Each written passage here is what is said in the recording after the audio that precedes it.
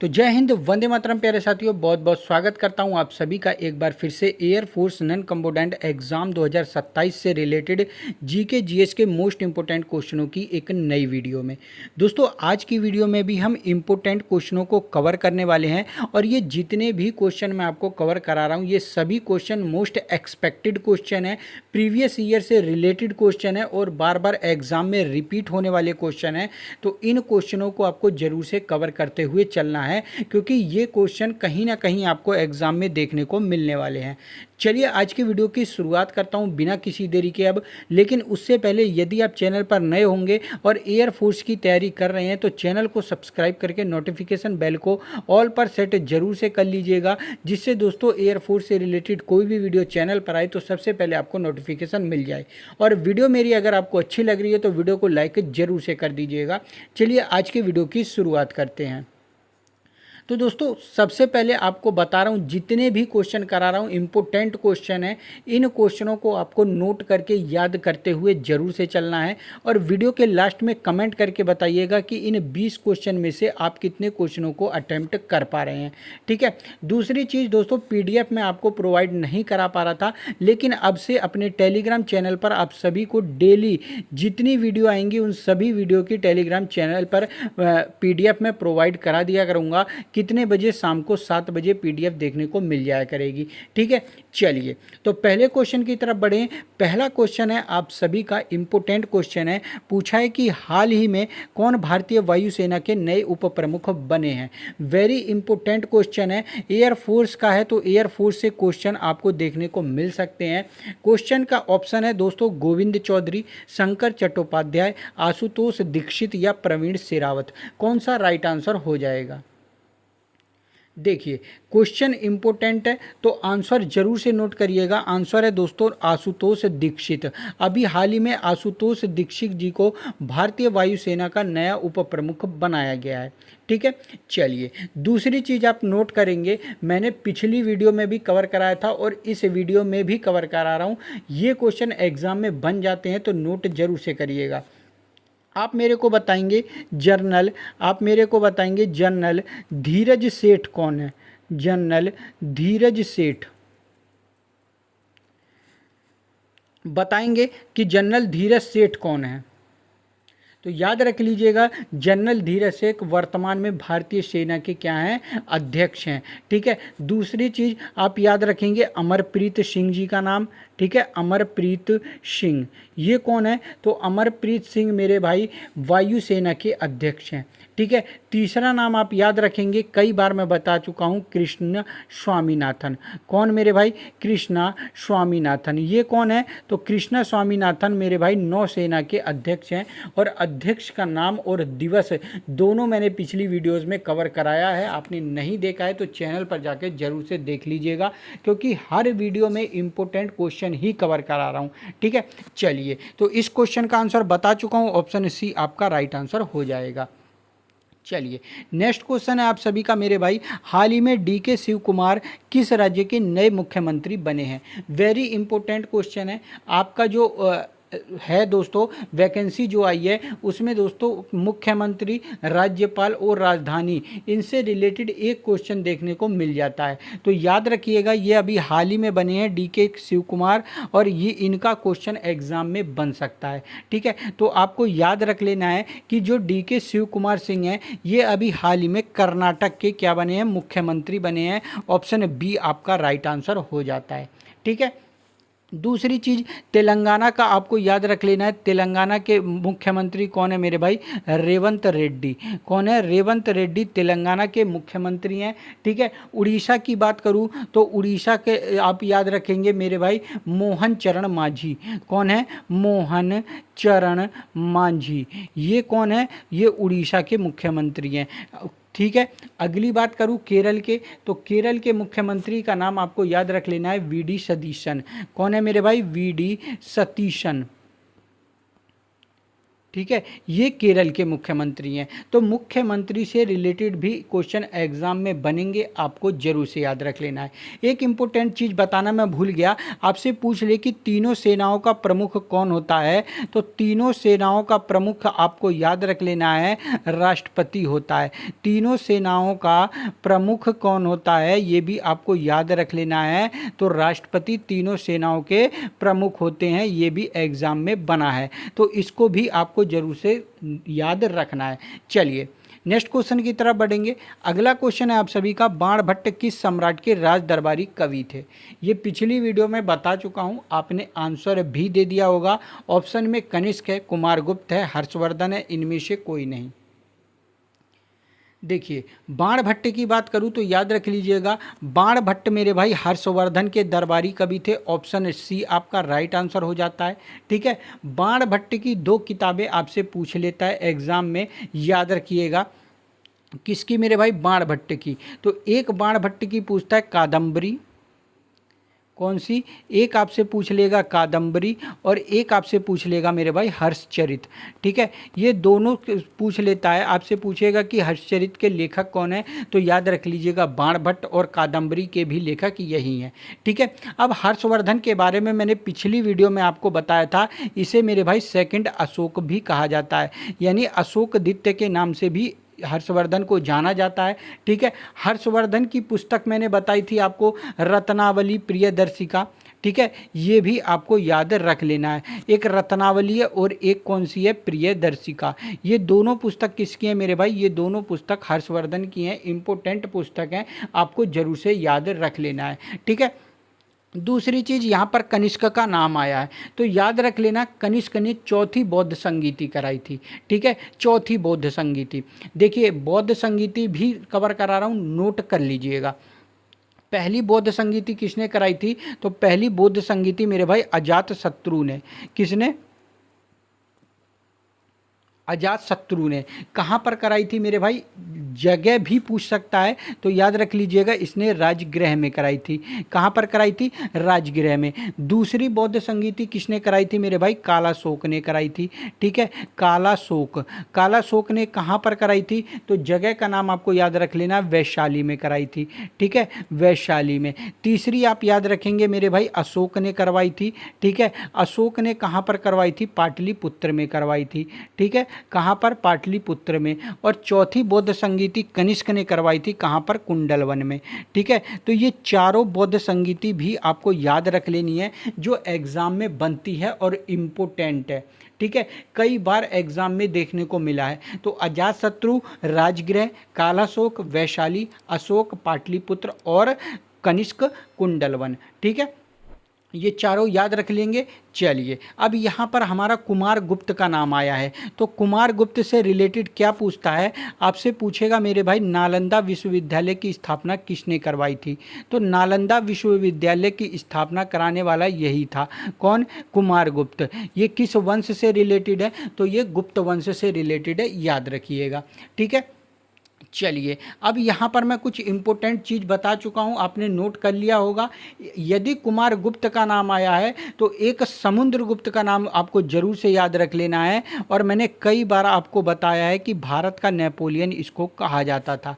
कहाँ का? भारत का। आपसे पूछेगा कि निम्न में से कौन है जिसे भारत का नेपोलियन कहा जाता है, तो भारत का नेपोलियन मेरे भाई नोट कर लीजिएगा, समुद्रगुप्त को कहा जाता है। ठीक है, चलिए अगले क्वेश्चन की तरफ बढ़ेंगे।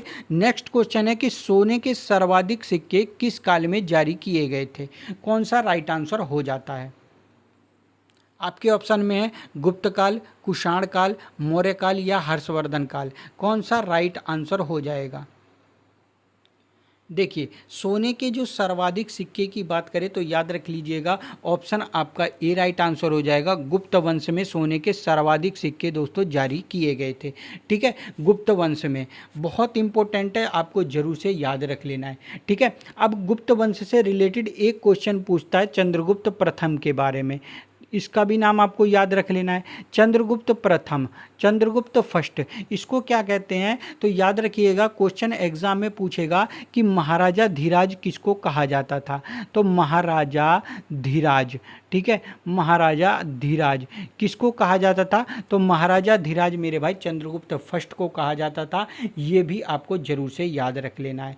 ठीक है, दूसरी चीज आपसे पूछेगा कि हूणों का प्रथम आक्रमण, हूणों का प्रथम आक्रमण, हूणों का प्रथम आक्रमण किसके शासनकाल में हुआ था? तो नाम आपको याद रख लेना है, स्कंदगुप्त के शासनकाल में। किसके शासनकाल में मेरे भाई? स्कंदगुप्त के शासनकाल में हूणों का प्रथम आक्रमण हुआ था। तो गुप्त वंश से रिलेटेड ये थे राजा जिनसे क्वेश्चन एग्जाम में बनता है, और इनको जरूर से आपको याद करते हुए चलना है। ठीक है, चलिए दोस्तों, एक और चीज़ इंपॉर्टेंट चीज़ आपको बता देता हूं कि वीडियो के लास्ट में आपको मैं महत्वपूर्ण दिवस कराने वाला हूं। आज कुछ महत्वपूर्ण दिवस कराऊंगा, ठीक है, कुछ महीनों के जो एग्ज़ाम में बन जाते हैं, और महत्वपूर्ण दिवस से एक क्वेश्चन आपको एग्ज़ाम में 100% देखने को मिलने वाला है, और इसी वीडियो से देखने को मिलेगा। 2 वीडियो में कंप्लीट करा दूंगा, 2 से 3 वीडियो में, और इन्हीं 2 से 3 वीडियो में महत्वपूर्ण दिवस आएगा, इससे बाहर नहीं आएगा। तो वीडियो में लास्ट तक जरूर से बने रहिए, क्योंकि ये एक क्वेश्चन आपको कई बच्चों से आगे करेगा। ठीक है, चलिए क्वेश्चन है हमारा, निम्न में से किस महाद्वीप को महाद्वीपों का महाद्वीप कहा जाता है? ऑप्शन में है अफ्रीका, यूरोप, ऑस्ट्रेलिया, एशिया। कौन सा राइट आंसर हो जाएगा? देखिए, सबसे पहले मैं आपको बता दूं कि महाद्वीपों की संख्या कितनी है मेरे भाई। 7 महाद्वीप हैं, आप सभी को पता होगा। सबसे पहले पे हमारा आ जाता है एशिया महाद्वीप। सबसे पहले पे एशिया नोट कर लीजिएगा ये, ठीक है। उसके बाद आप कौन सा नोट करेंगे? उसके बाद अफ्रीका नोट कर लीजिएगा,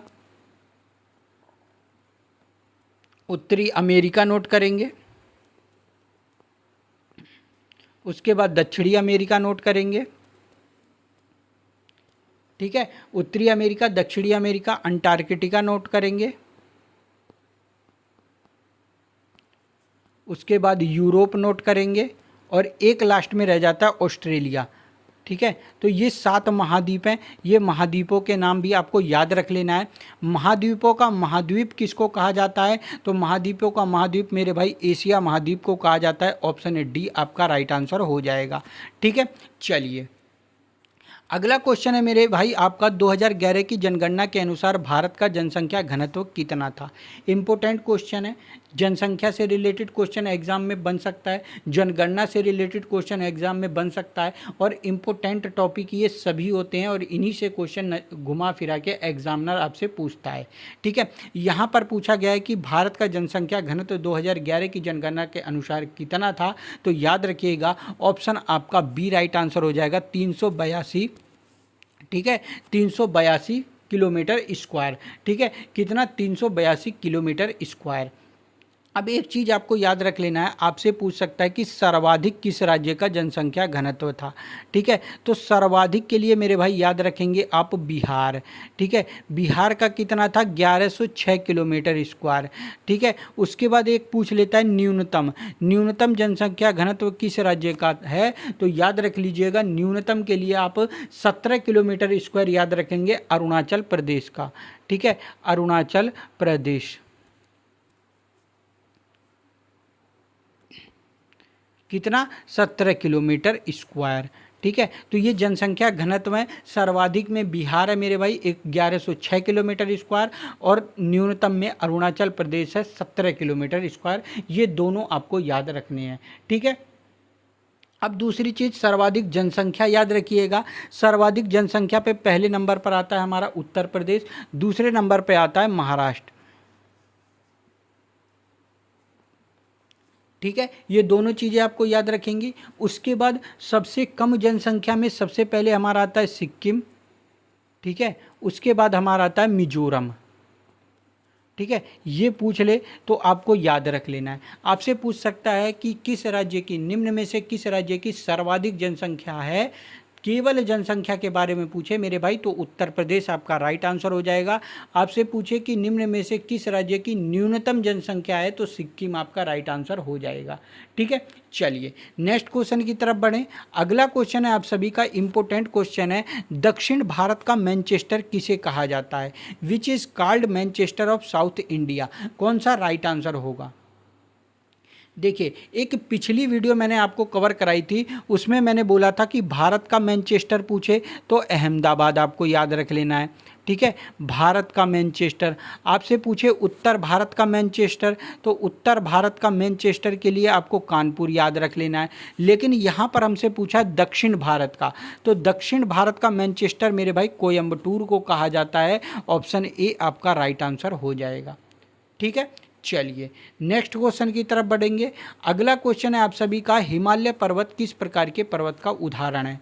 ऑप्शन में है वलित पर्वत, ब्लॉक पर्वत, प्राचीन पर्वत या अपशिष्ट पर्वत। कौन सा राइट आंसर हो जाएगा? हिमालय पर्वत के बारे में पूछा है तो आपको एक चीज़ याद रख लेनी है कि हिमालय पर्वत के 3 भाग हैं। ठीक है, हिमालय पर्वत के 3 भाग हैं। सबसे पहले हमारा है महान हिमालय। ठीक है, महान हिमालय। दूसरे नंबर पर आ जाता है हमारा लघु हिमालय, और तीसरे नंबर पर आ जाता है हिमालय का ही भाग है जिसे कहते हैं शिवालिक। ठीक है, और शिवालिक सबसे नवीन है हिमालय में, याद रखिएगा। ठीक है, इस महान हिमालय को हम क्या कहते हैं मेरे भाई? हिमाद्री के नाम से जानते हैं। इसे आप आंतरिक हिमालय भी कह सकते हैं। दूसरे नंबर पे आता है लघु, इसे दोस्तों हम क्या मध्य हिमालय भी कहते हैं, इसको हम हिमाचल हिमालय भी कहते हैं। ये भी आपको याद रख लेना है। आपसे पूछा है कि किस प्रकार के पर्वत का उदाहरण है, तो राइट आंसर हो जाएगा ऑप्शन ए मेरे भाई, वलित पर्वत का उदाहरण है। ऑप्शन ए राइट है। ठीक है, चलिए नेक्स्ट क्वेश्चन है आप सभी का, मानव शरीर का कौन सा अंग इंसुलिन पैदा करता है? देखिए, आप सभी को पता है जब हमारे शरीर में इंसुलिन की मात्रा अधिक हो जाती है तो हमें एक रोग हो जाता है जिसे हम कहते हैं मधुमेह रोग, जिसे डायबिटीज़ कहा जाता है, जिसे शुगर कहा जाता है। ठीक है, जब हमारे शरीर में इंसुलिन की मात्रा अधिक हो जाती है तब ये रोग हमें होता है डायबिटीज़, जिसे मधुमेह भी कहते हैं या जिसे हम लोग आजकल शुगर भी कह देते हैं। ठीक है, तो याद रख लीजिएगा कि मानव शरीर में कौन सा अंग पैदा करता है, तो नोट करिएगा, राइट आंसर हो जाएगा ऑप्शन ए मेरा भाई, अग्नाशय। अग्नाशय मानव शरीर में क्या पैदा करता है? इंसुलिन को पैदा करता है। ठीक है, अब कुछ इम्पोर्टेंट चीज़ आपको याद रख लेनी है जो एग्ज़ाम में बनती है। आपसे पूछेगा कि सबसे बड़ी ग्रंथि कौन सी है, तो लीवर को मेरे भाई सबसे बड़ी ग्रंथि के नाम से जाना जाता है। इम्पोर्टेंट चीज़ है, इसको जरूर से आपको याद रख लेना है। सबसे बड़ी ग्रंथि कौन सी है? लीवर। और सबसे छोटी पूछ ले तो सबसे छोटी आती है पीयूष ग्रंथि। ठीक है, पीयूष ग्रंथि को सबसे छोटी ग्रंथि कहते हैं। आप जरूर से नोट करके याद कर लेंगे। ठीक है, चलिए अगला क्वेश्चन है आप सभी का, संसद के दोनों सदनों की संयुक्त बैठक की अध्यक्षता कौन करता है? ऑप्शन में है उपराष्ट्रपति, मुख्य न्यायाधीश, लोकसभा अध्यक्ष, राष्ट्रपति। कौन सा राइट आंसर होगा? देखिए, जो संयुक्त बैठक होता है वो संविधान के आर्टिकल अनुच्छेद 108 के तहत होता है। इसको बुलाता कौन है? देखिए, 2 क्वेश्चन एग्जाम में बनते हैं। आपसे पूछेगा संयुक्त बैठक को बुलाता कौन है, तो जो संयुक्त बैठक होती है दोनों सदनों की, वो बुलाता है राष्ट्रपति। लेकिन इसकी यदि अध्यक्षता की बात करूं तो अध्यक्षता करता है लोकसभा अध्यक्ष। ऑप्शन सी आपका राइट आंसर हो जाएगा। ठीक है, याद रखिएगा 2 तरीके से क्वेश्चन बनेगा। अध्यक्षता के बारे में पूछे तो लोकसभा अध्यक्ष राइट आंसर होगा, और यदि आपसे पूछे कि संयुक्त बैठक बुलाता कौन है तो राष्ट्रपति आपका राइट आंसर होगा। और आर्टिकल पूछ ले तो आर्टिकल 108। ठीक है, चलिए यदि वीडियो मेरी अभी तक आपको अच्छी लग रही हो तो वीडियो को लाइक ज़रूर से कर दीजिएगा मेरे भाई। चैनल पर यदि आप अभी तक नए हो तो चैनल को सब्सक्राइब करके नोटिफिकेशन बेल को ज़रूर से दबा दीजिएगा, जिससे दोस्तों दूसरी वीडियो आए चैनल पर तो सबसे पहले आपको नोटिफिकेशन मिल जाए। दूसरी चीज़, टेलीग्राम चैनल को ज्वाइन कर लीजिएगा। अब से डेली दोस्तों आपको टेलीग्राम चैनल पर वीडियो की PDF मिल जाया करेगी।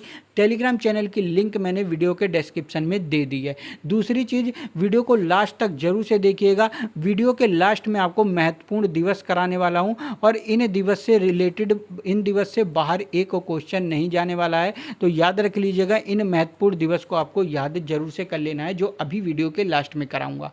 ठीक है, चलिए नेक्स्ट क्वेश्चन की तरफ बढ़ेंगे। अगला क्वेश्चन है, भारत में GST कब लागू हुआ? ऑप्शन है आपका 1 जुलाई 18, 1 जुलाई 2017, 1 जुलाई 2019 या 1 जुलाई 2020। देखिए जीएसटी, जीएसटी को हम क्या बोलते हैं मेरे भाई, कभी कभी फुल फॉर्म भी पूछ लेता है, गुड्स एंड सर्विस टैक्स। क्या बोलते हैं? गुड्स एंड सर्विस टैक्स मेरे भाई जीएसटी को बोला जाता है। और ये कैसा है? एक इनडायरेक्ट टैक्स है। कैसा टैक्स है मेरे भाई? इनडायरेक्ट टैक्स है, ठीक है, यानी अप्रत्यक्ष कर है, ठीक है। इसको लागू कब किया गया? तो लागू किया गया था मेरे भाई 1 जुलाई 2017 को। ऑप्शन आपका बी राइट आंसर हो जाएगा, ठीक है। आपसे पूछे कि किस देश के मॉडल पर आधारित है, तो याद रख लीजिएगा कनाडा देश के मॉडल पर आधारित है, ठीक है। किस देश के मॉडल पर? कनाडा देश के मॉडल पर आधारित है। चलिए नेक्स्ट क्वेश्चन की तरफ बढ़ेंगे। अगला क्वेश्चन है मिडनाइट चिल्ड्रन के लेखक कौन है? वेरी इंपॉर्टेंट क्वेश्चन है, और इनके जो लेखक हैं इन्हीं को दोस्तों बुकर पुरस्कार मिला था मिडनाइट चिल्ड्रन के लिए, ठीक है। याद रखिएगा राइट आंसर आपका हो जाता है मेरे भाई सलमान रुश्दी। सलमान रुश्दी जी को मिडनाइट चिल्ड्रन के लिए बुकर पुरस्कार से सम्मानित किया जा चुका है, ठीक है। विष्णु शर्मा, अब हमारे सामने नाम आया विष्णु शर्मा, तो विष्णु शर्मा से रिलेटेड आप याद रखेंगे पंचतंत्र। पंचतंत्र किसकी है मेरे भाई? विष्णु शर्मा की है, ठीक है। विक्रम सेठ से रिलेटेड याद रखिएगा, एग्जाम में पूछ सकता है ए सुटेबल बॉय। क्या? ए सुटेबल बॉय, ये किसकी है? तो ये विक्रम सेठ की है। ये भी आपको नोट करके याद कर लेना है, ठीक है। चलिए नेक्स्ट क्वेश्चन की तरफ बढ़ेंगे। अगला क्वेश्चन है विश्व पर्यटन दिवस किस तिथि को मनाया जाता है? देखिए दिवस से रिलेटेड एक क्वेश्चन एग्जाम में आएगा, इम्पोर्टेंट आएगा, तो नोट जरूर से करते चलिएगा। जितने भी दिवस कराता हूँ और वीडियो के लास्ट में जरूर से उनको नोट कर लीजिएगा। जो भी दिवस कराऊंगा जनवरी से लेकर अप्रैल तक के दिवस कराने वाला हूँ, इम्पोर्टेंट दिवस कराने वाला हूँ। केवल 2 से 3 मिनट या 5 से 7 मिनट लगेंगे, उनको जरूर से नोट करके याद करते चलिएगा, ठीक है। अब यहाँ पर हमसे पूछा है विश्व पर्यटन दिवस किस तिथि को मनाया जाता है, तो राइट आंसर नोट करिएगा। विश्व पर्यटन दिवस 27 सितंबर को हर साल मनाया जाता है। ऑप्शन आपका सी राइट आंसर हो जाएगा। कौन सा? ऑप्शन सी आपका राइट आंसर हो जाएगा। चलिए नेक्स्ट क्वेश्चन की तरफ बढ़ेंगे।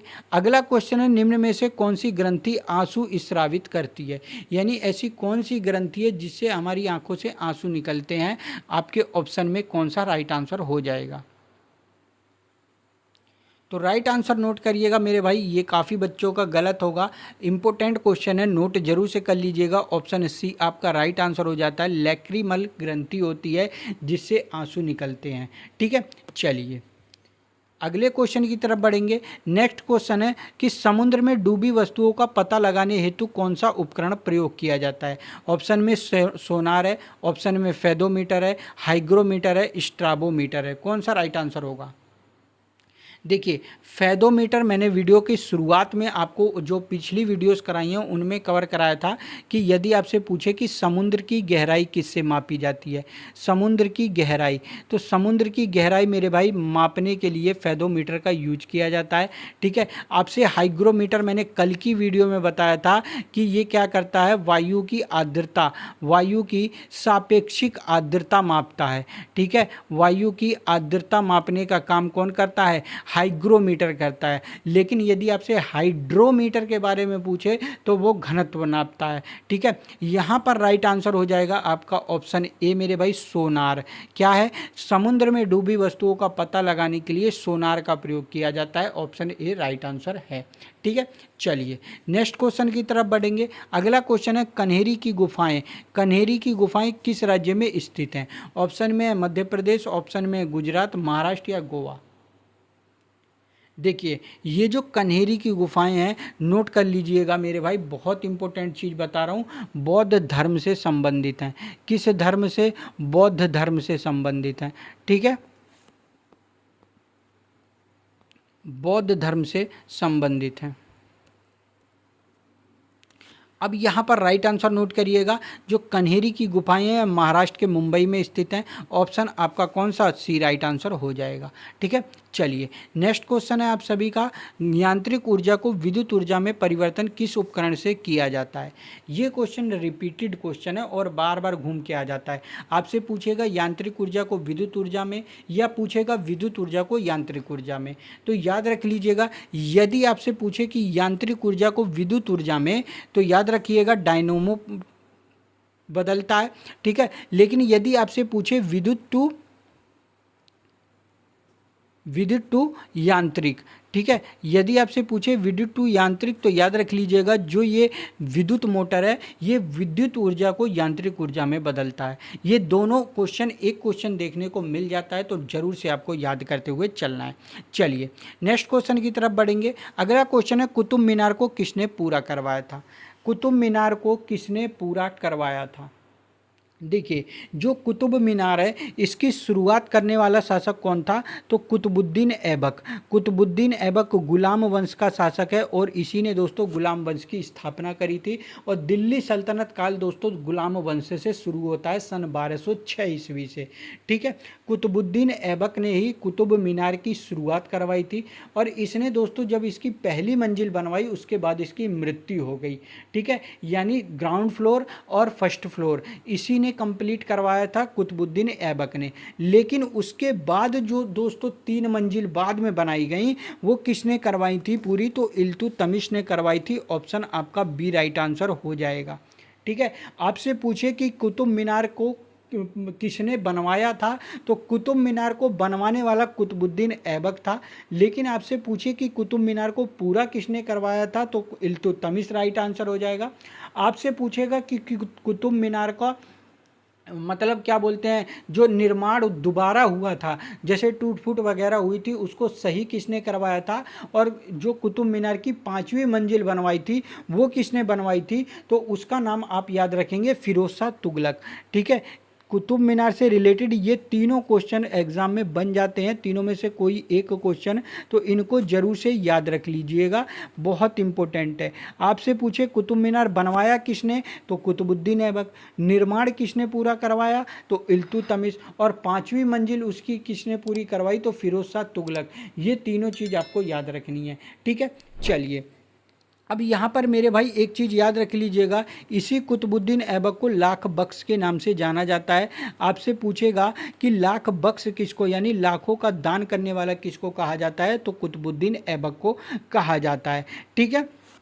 दिल्ली सल्तनत काल का वास्तविक संस्थापक आपसे पूछे, क्योंकि जब कुतुबुद्दीन ऐबक था तब इसने राजधानी दिल्ली नहीं बनाई थी, लेकिन जब बाद में इल्तुतमिश बना तो इल्तुतमिश ने राजधानी दिल्ली बनाई, इसीलिए दोस्तों इसको वास्तविक संस्थापक कहा जाता है। और ये इल्तुतमिश का दामाद था, ये भी आपको याद रख लेना है, ठीक है।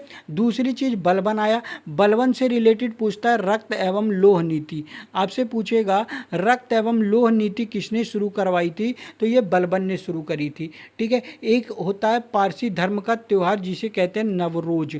आपसे पूछेगा कि नवरोज त्यौहार की शुरुआत किसने करवाई थी? तो बलबन ने करवाई थी। दूसरी चीज़ याद रखिएगा, आपसे पूछे भारत की पहली महिला शासिका, भारत की पहली महिला शासिका, ठीक है। भारत की पहली महिला शासिका कौन थी? तो याद रख लीजिएगा रजिया सुल्तान थी। ऑप्शन आपका रजिया सुल्तान वाला राइट हो जाएगा। और ये किसकी बेटी थी? ये इल्तुतमिश की बेटी थी, ये भी आपको याद रख लेना है, ठीक है। चलिए अगले क्वेश्चन की तरफ बढ़ेंगे। नेक्स्ट क्वेश्चन है 1951 ईस्वी में भूदान आंदोलन की शुरुआत किसने करी थी? देखिए भूदान जो आंदोलन था आप सभी को याद होगा मेरे भाई, आंध्र प्रदेश से। कहाँ से?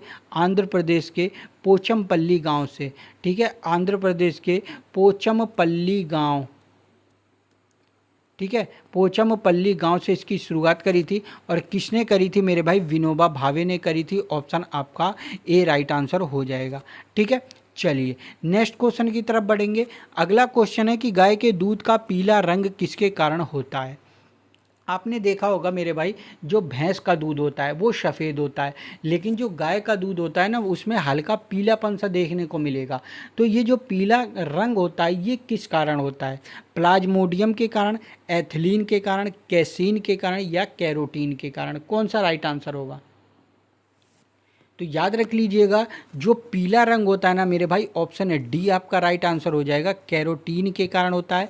लेकिन यहीं पर आपसे पूछे कि दूध का सफ़ेद रंग किसके कारण होता है, तो दूध का सफ़ेद रंग आप याद रखेंगे मेरे भाई, केसीन के कारण होता है। ठीक है, दोनों बन जाते हैं। आपसे पूछेगा सफ़ेद रंग किसके कारण होता है दूध का, तो केसीन याद रखेंगे, और पीला रंग पूछे तो कैरोटीन याद रखेंगे। ठीक है, चलिए अगला क्वेश्चन है, होमवर्क का क्वेश्चन है, भारत की सबसे बड़ी सिंचाई नहर कौन सी है। इसका आंसर आपको कमेंट करके बताना है। ठीक है, इसका आंसर क्या करना है, कमेंट करके बताना है। चलिए अब हम थोड़े से महत्वपूर्ण दिवस, ठीक है, अब हम थोड़े से महत्वपूर्ण दिवस को कवर कर लेते हैं, क्योंकि महत्वपूर्ण दिवस से आपको 1 से 2 क्वेश्चन एग्जाम में देखने को मिलेंगे। ठीक है, तो चलो महत्वपूर्ण दिवस को आप कॉपी कलम ले लो, नोट जरूर से कर लीजिएगा। चलिए तो देखिए, जनवरी के महत्वपूर्ण दिवस, फरवरी, मार्च, अप्रैल, 4 महीने के महत्वपूर्ण दिवस कवर कराऊंगा, इनको नोट जरूर से करते रहिएगा। सबसे पहले आपको याद रख लेना है जो 4 जनवरी है, 4 जनवरी को क्या मनाया जाता है मेरे भाई, लुई ब्रेल दिवस के रूप में मनाया जाता है। यानी जो अंधे थे, जैसे लुई जो थे, लुईस ये जन्म से अंधे नहीं थे, बाद में ये अंधे हो गए, तो इन्होंने एक ऐसी तकनीक का मतलब आविष्कार किया जिससे अंधे लोग भी पढ़ाई कर सकते हैं। तो उसी के लिए दोस्तों 4 जनवरी को लुई ब्रेल दिवस के रूप में मनाया जाता है। ठीक है, इम्पोर्टेंट है, नोट कर लीजिएगा।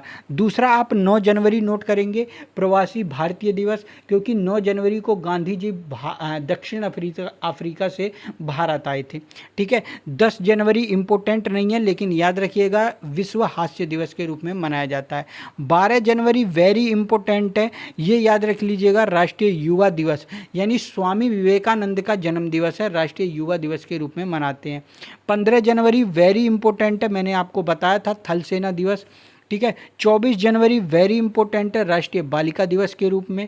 ठीक है, 25 जनवरी वेरी वेरी वेरी इंपॉर्टेंट है, भारतीय पर्यटन दिवस के रूप में और राष्ट्रीय मतदाता दिवस के रूप में मनाया जाता है। 26 जनवरी आप सभी को पता होगा, गणतंत्र दिवस के रूप में, और जो 30 जनवरी है मेरे भाई, शहीद दिवस याद रखिएगा। ठीक है, चलिए अगला आप फरवरी के नोट करेंगे।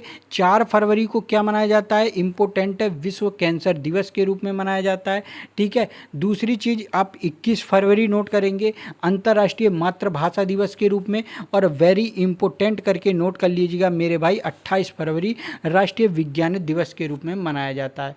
ठीक है, चलिए मार्च के कुछ नोट कर लीजिएगा इम्पोर्टेंट। आपसे पूछे अंतर्राष्ट्रीय महिला दिवस 8 मार्च नोट कर लीजिएगा, विश्व उपभोक्ता अधिकार दिवस 15 मार्च नोट कर लीजिएगा मेरे भाई। ठीक है, विश्व जल संरक्षण दिवस 22 मार्च नोट करिएगा, इम्पोर्टेंट है, और विश्व मौसम विज्ञान दिवस 23 मार्च आपको याद रख लेना है। अब कुछ अप्रैल के मैं कवर करा देता हूँ यहाँ से, तो अप्रैल के भी इम्पोर्टेंट आप याद रखेंगे मेरे भाई। सबसे पहले आप याद रखेंगे 6 अप्रैल को क्या मनाया जाता है, अंतर्राष्ट्रीय खेल दिवस इम्पोर्टेंट है। 7 अप्रैल को नोट कर लीजिएगा, विश्व स्वास्थ्य दिवस मनाया जाता है। ठीक है, अब याद रखिएगा विश्व हीमोफीलिया दिवस मनाया जाता है, तो कब मनाया जाता है, 17 अप्रैल को। ठीक है, पृथ्वी दिवस इम्पोर्टेंट है, 22 अप्रैल को मनाया जाता है। ठीक है, तो ये कुछ इम्पोर्टेंट दिवस थे जो 4 महीने के मैंने कवर कराए हैं, कोई ज़्यादा कवर नहीं कराए हैं। आप याद करना चाहें तो आप आसानी से इनको याद कर सकते हैं। ठीक है, तो याद जरूर से कर लीजिएगा, एक इम्पोर्टेंट दिवस आपको एग्जाम में देखने को मिलेगा। 2 से 3 वीडियो में सारे दिवस को कंप्लीट करा दूंगा, हर वीडियो के लास्ट में, और वीडियो की PDF मैं आपको अपने टेलीग्राम चैनल पर जरूर से दे दूंगा मेरे भाई। तो टेलीग्राम चैनल को ज्वाइन जरूर से कर लीजिएगा, और चैनल पर अभी तक आप नहीं जुड़े हैं तो चैनल के साथ जरूर से जुड़ जाइएगा। चैनल को सब्सक्राइब करके नोटिफिकेशन बेल को ऑल पर जरूर से सेट कर लीजिएगा। वीडियो अगर अच्छी लगी हो तो लाइक जरूर से कर दीजिएगा, और अपने दोस्तों में शेयर जरूर से कर दीजिएगा। तो चलिए मिलूंगा नेक्स्ट वीडियो में, तब तक के लिए जय हिंद, वंदे मातरम साथियों।